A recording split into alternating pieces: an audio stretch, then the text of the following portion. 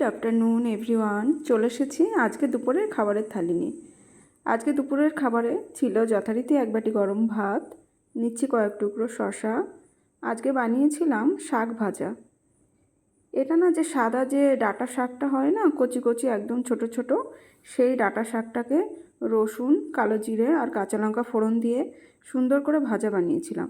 গরম ভাতে না এই শাক ভাজা কিন্তু খেতে আমার বেশ ভালো লাগে। আর আজকে বানিয়েছি ভীষণ পছন্দের একটা রেসিপি, পটল চিংড়ি।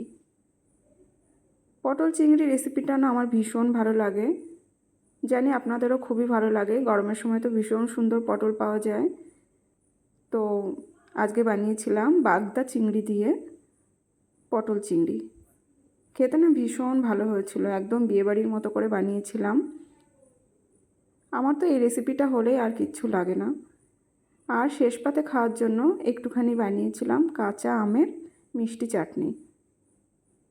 তো আজকে দুপুরের আয়োজন ছিল এটুকুই।